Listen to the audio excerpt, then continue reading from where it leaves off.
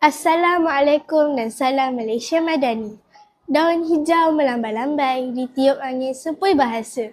Buku dibaca, membuka minda. Izinkan saya mengulas isinya.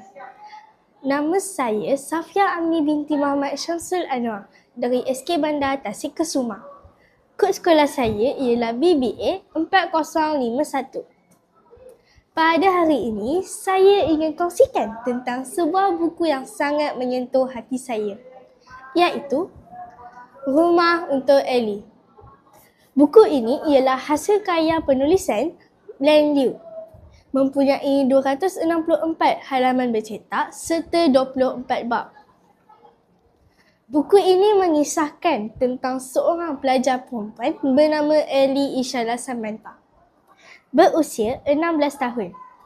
Dia terpaksa berdepan kehidupan yang penuh luka dan trauma.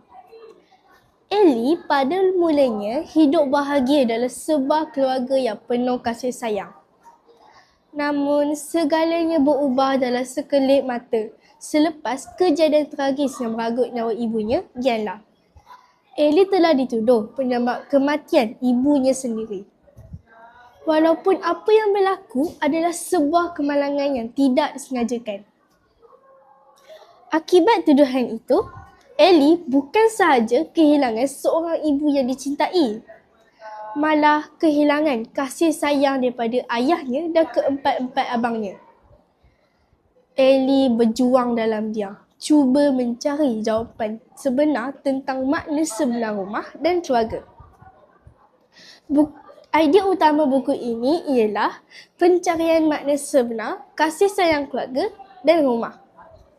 Buku ini menunjukkan bahawa rumah bukan sekadar tempat tinggal, malah tempat yang kita berasa disayangi dan diterima seadanya. Pengajaran yang saya boleh peroleh daripada buku ini ialah kita mestilah bersyukur dengan kasih sayang keluarga yang kita peroleh. Dan juga kita perlu tabah dan tidak mudah berputus asa. Watak utama buku ini ialah Ellie Ishala Samantha. Dia berusia 16 tahun. Dia seorang yang sangat tabah serta tidak mudah berputus asa walaupun diuji. Ayahnya dan keempat-empat abangnya juga digambarkan sebagai seorang yang sangat keras hati dan mudah menghukum.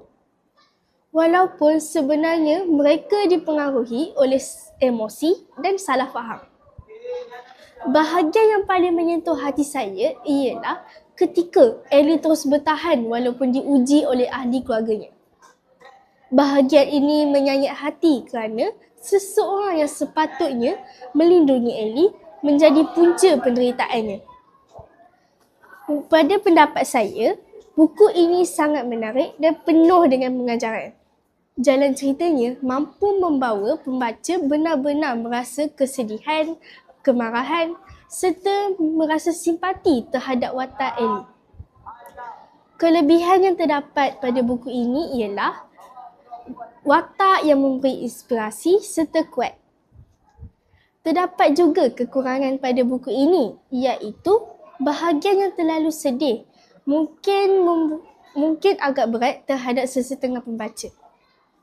Namun, saya sangat mengesyorkan buku ini kepada rakan-rakan kerana ia sangat memberi inspirasi serta syarat dengan nilai-nilai murni. Akhir kata, buku Rumah untuk Ellie mengajar kita bahawa setiap insan memerlukan sebuah rumah. Bukan sekadar tempat untuk berteduh, malah tempat untuk kita berasa disayangi dan dihormati. Sekian, terima kasih.